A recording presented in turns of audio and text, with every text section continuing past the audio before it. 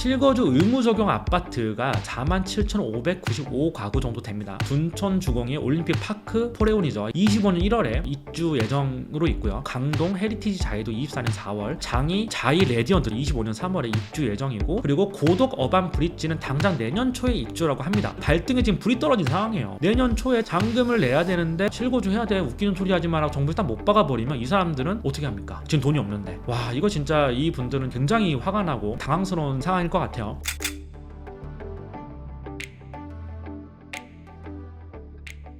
둔촌 일변 구하기 실패라고 제목을 잡았어요. 왜 둔촌이라고 잡았냐? 2023년 1.13 대책에 대해서 일단 먼저 얘기를 해야 됐고, 일변 구하기 실패다라고 잡은 거는 12월 21일 날 국토부 소위에서 실거주 의무 폐지가 불발이 됐다. 실거주 의무를 폐지하려면 주택법을 개정을 해야 되는데, 이거를 개정을 하려면 국토부 소위를 통과를 해야 되는데 이게 불발이 됐습니다.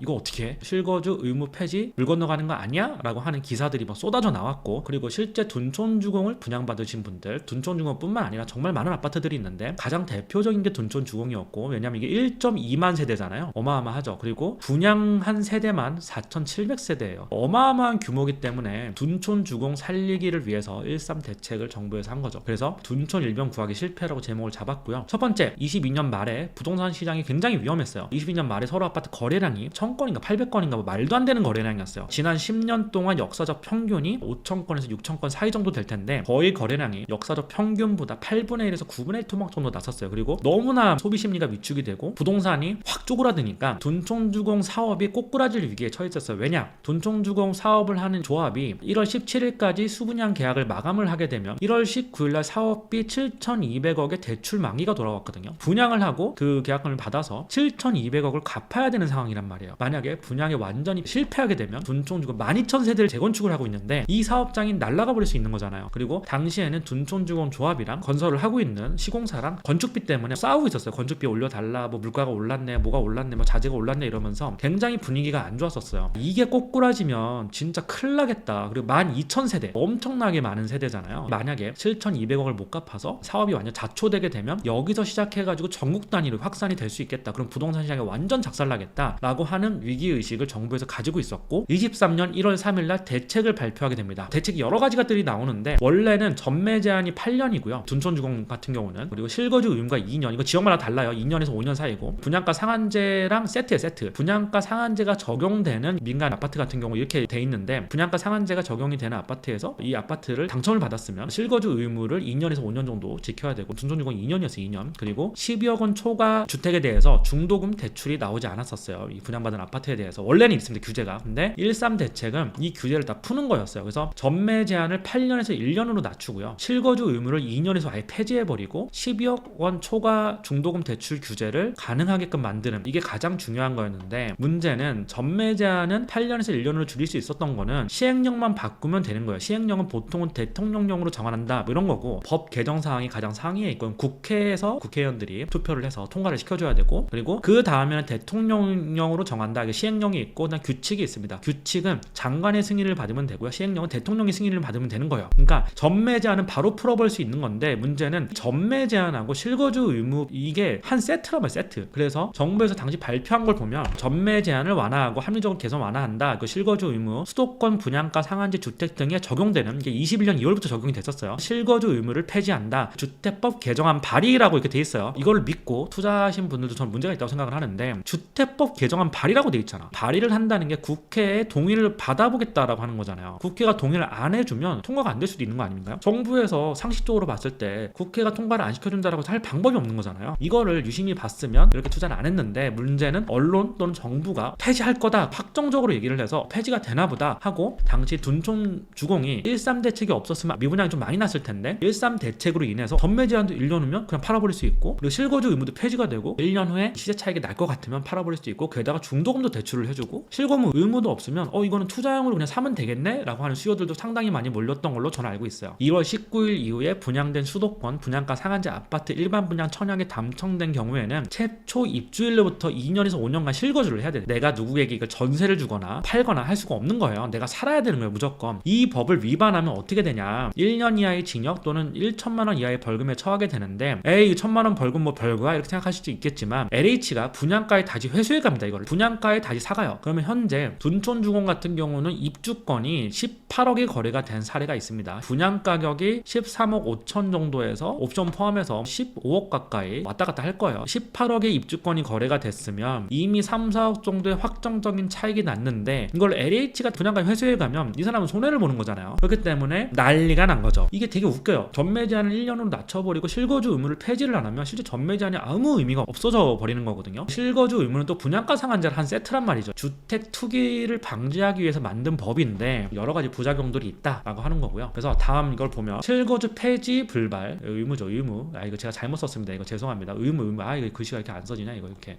네, 실거주 의무입니다. 의무. 이거 어렵네요. 이거 어떻게 해야 되지? 네, 어쨌든 실거주 의무 폐지 불발이 가져올 파장이라고 제가 써놨는데, 13 대책으로 인해서 실수요자들과 투자자들이 몰려서 둔촌주공이 완판이 됐어요. 첫 번째 청약을 할 때에는 완판까지는 아니고 일부 타입은 미분양이 됐는데 결국은 나중에 그것도 완판이 됐습니다. 당시에 청약한 사람들은 두 종류로 나눠볼 수가 있는데, 첫 번째 유형에 해당하는 분들은 투기 목적의 투자자예요. 전매 제한이 풀리는 1년 후에 시세가 오르게 되면 실거주 의무 기간이 없기 때문에 폐지가 된다라는 걸 전제하에서 중도금 대출도 받아주면 레버리지 투자가 가능하다는 거죠. 이걸 한번 보셔야 돼요. 당시에 송파구 아파트 가격이 20억 초중반까지 갔다가 부동산 시장이 너무 안 좋으니까 17억에 거래가 됐던 시기였어요. 송파구의 엘리트들 이런 단지들 있잖아요. 34평형 기준입니다. 이 정도의 거래가 되니까 당시에 둔촌주공을 보고 사람들이 여기가 분양가격이 13억 5천에서 15억 사이인데 여기보다 위치가 더 좋은 송파구의 엘리트, 둔촌주공은 강동구잖아요. 구가 송파구 아니란 말이에요. 둔촌주공.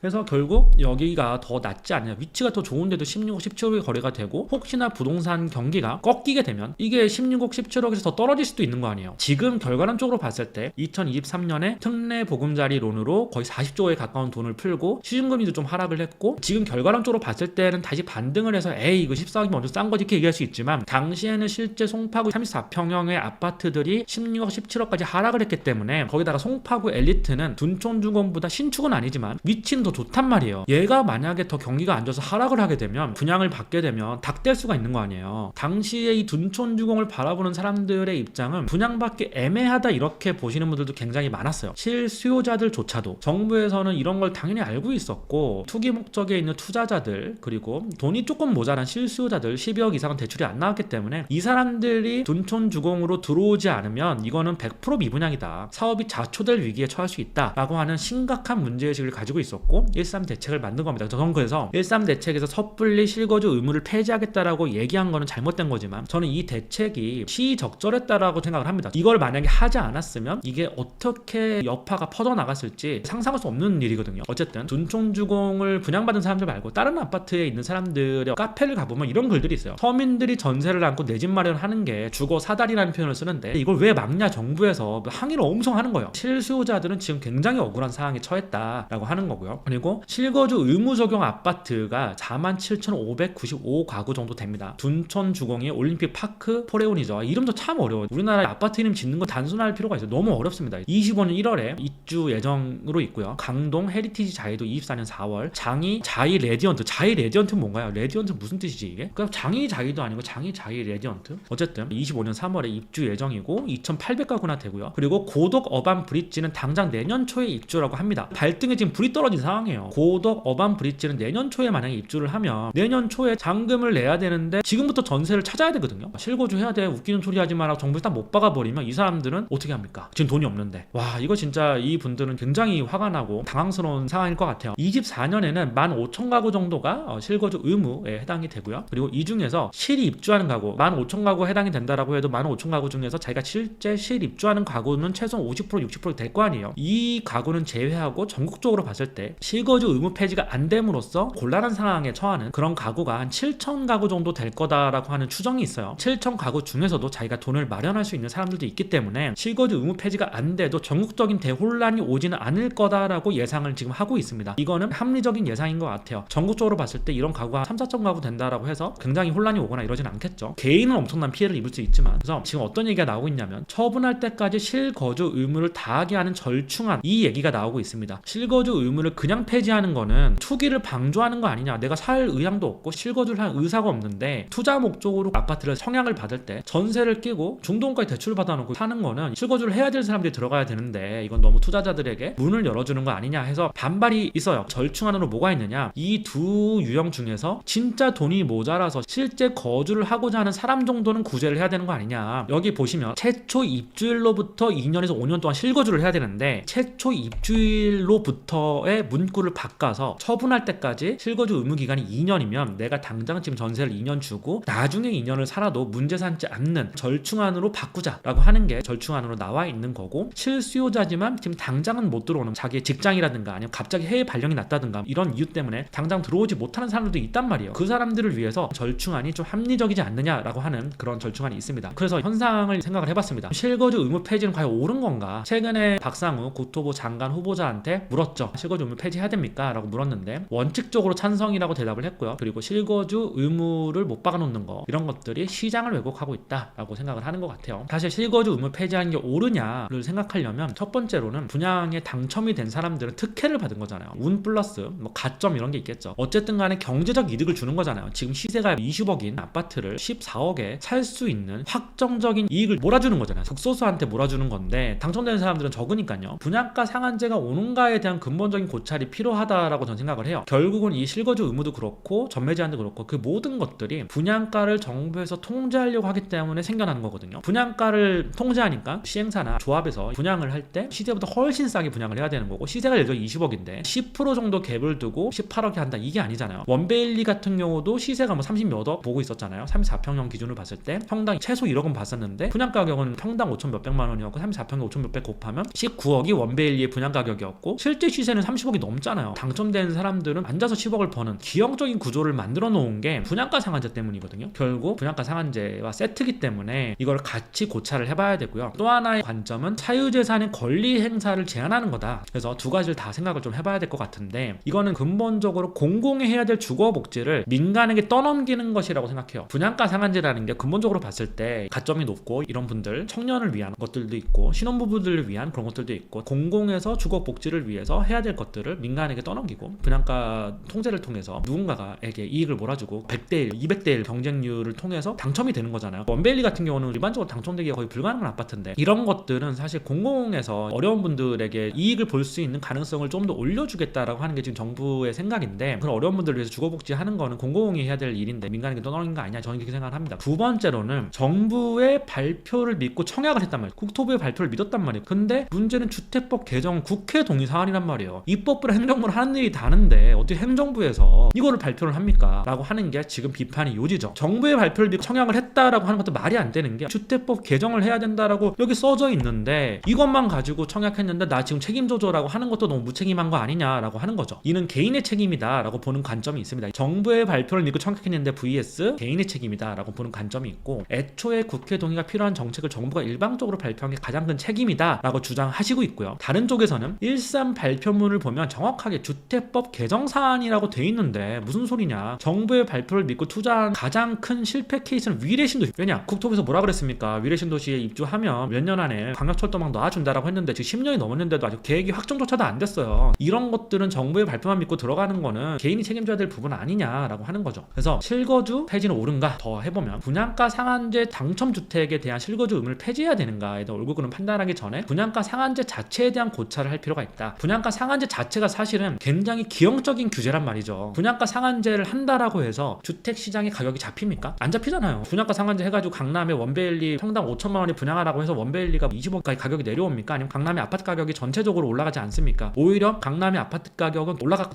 떨어지고 이랬는데, 올라가는 와중에 분양가 상한제를 빡세게 하니까 더욱더 청약으로 몰리게 되고 로또 청약이 되게 되고, 사람들은 그 로또 청약 하나를 받기 위해서 분양 가구가 200가구인데 2만, 3만 명, 4만 명이 청약을 하게 되고, 청약을 해서 당첨된 사람들은 막대한 이익을 얻게 되는 거잖아요. 한국의 중위 순자산이 2억 4천만 원. 이게 통계청에 나온 자료입니다. 원밸리 청약에 당첨만 되면 10억에서 15억을 벌었단 말이에요. 이게 뭡니까? 이게 투기판이죠, 투기판. 그렇기 때문에 분양가 상한제로 내가 혜택을 이만큼 줄 테니 이거에 당첨이 되면 실거주 해야 되고, 팔았을 때 양도세 이빠이 물고 등등의 규제들이 있는 거죠. 그리고 세트로 같이 묶어버리는 거, 전매도 하지 마. 그래서 기형적인 규제는 결국 분양가 상한제 때문에 생긴 거다라고 하는 걸 알 수 있고, 그리고 분양가 상한제를 함으로써 시장이 좀 많이 왜곡된 부분이 있지 않느냐, 온 국민을 부동산 로또로 내몰았다라고 생각을 해요. 저랑 다른 생각을 가지신 분들 있을 거예요. 분명히 있으실 텐데 저는 존중합니다, 충분히. 그리고 두 번째로 생각해봐야 될 게 청년, 신혼부부들과 중장년층과의 주거 불평등을 심화시켰다라고 저는 생각을 합니다. 생각해보세요. 누구나 원밸리 살고 싶고, 반포는 아니더라도 송파, 서초, 강남 등등 되게 많은 지역들이 있잖아요. 근데 거기에 분양가 상한제가 적용되는 민간 주택을 분양받고 싶잖아요. 누구나. 좋은데 받으려면 가점이 높아야 돼. 서울에서 평균적으로 이거를 받으려면 가점이 몇 점 이상 돼야 되고, 무주택 기간으로 몇 년 이상 살아야 되고, 세대주로 살아야 되죠. 부양가족이 몇 명이어야 되고, 이런 규제들이 있단 말이에요. 그러면 결국 청년, 신혼부부들이 받을 수가 없어요. 사회적 약자라고 생각하는 분들에게 더 많은 메리트를 준 건데, 가점에 있어서 이 중장년층과 이 청년, 신혼부부들하고는 좁힐 수가 없어요. 이 분들이 받아갈 수밖에 없는 구조를 만들어 버린 거죠. 청년들은 주택 마련하기 더 힘들어지는 거고, 신혼부부들은 절망에 빠지게 되고, 신혼부부 특공, 청년 특공 이런 것들이 있는데, 근데 결국 이런 것들을 받고 싶은 거잖아요. 그랬을 때 기회가 과연 균등하냐라고 하는 것도 살펴볼 필요가 있고, 시세보다 낮게 공급하는 거잖아요. 실수요자들에게 낮게 공급할게 라고 하는 건데, 주거복지의 차원에서 이런 것들을 규제를 하고 그 사람들에게 더 특혜를 주는 거거든요. 신혼부부면 특혜를 주고, 소득이 높은 사람들은 특혜 안 주고, 이런 식으로 하잖아요. 주거복지의 목적은 어떻게 보면 공공의 영역인데 이걸 민간에게 떠넘긴 게 아닐지라고 하는, 이런 것도 한번 생각을 해봐야 된다라고 전 생각을 하고요. 그리고 다양한 계층을 만족시키기 위해서 그런 주택들이 못 들어와요. 그러니까 대한민국이 얼마나 잘 사는 나라인데, 부자들은 또 부자들끼리 살고 싶어하는 고급 아파트도 있어야 되는 거고, 중산층들이 사는 아파트도 있어야 되는 거고, 서민 주거층을 위해서